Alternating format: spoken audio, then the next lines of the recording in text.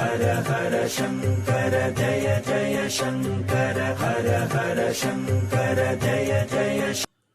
அவரவர் செய்த பாவ புண்ணியத்திற்கு ஏற்ப உயிர் அந்தந்த வாசல் வழியாக பிரியும் என அகஸ்தியர் தமது கர்மகாண்டம் நூலில் விளக்கமாக விவரித்து கூறுகின்றார். பழி பாவம் செய்தவர்களுக்கு மலத்துடன் மலவாசல் வழியாக பிரியும். இவை நேரே நரகத்திற்கு செல்லும். திரும்ப ரிட்டனாக நாளாகும் வந்தாலும் நல்ல பிறவி கிடையாது. இப்பொழுதெல்லாம் ஹார்ட் அட்டாக்காக வருபவர்களுக்கு மேக்சிமம் அபான வாயு மலத்துடனே சூட்சும சரீரம் போகும். ஆக்சிடென்ட் கேஸ் அப்படியே. பாவம் செய்தவர்களுக்கு நீர்வாயில் வழியாக உயிர் பிரியும்.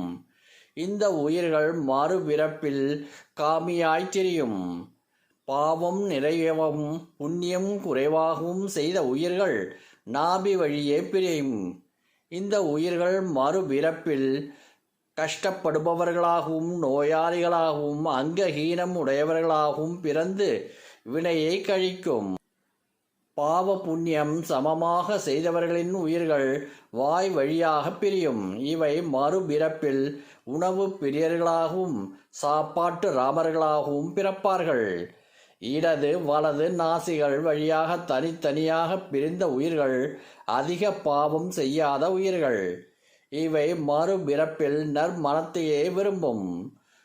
இடது வலது செவிகள் வழியாக பிரிந்த உயிர்கள் மிகவும் சிறிதளவே பாவம் செய்த உயிர்கள். இவை மறுபிறப்பில் கேள்வி செல்வம் உடையதாக பிறக்கும். முக்தி தேடி முயற்சிக்கும்.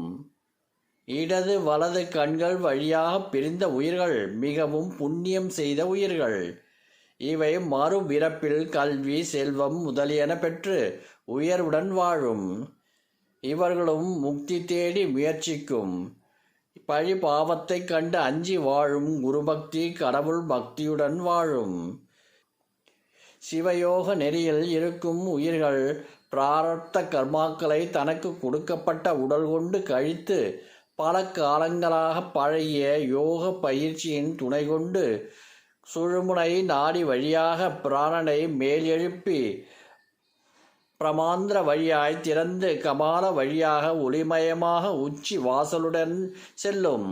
அவ்வாறு சென்ற உயிர் மீண்டும் பிறவாது.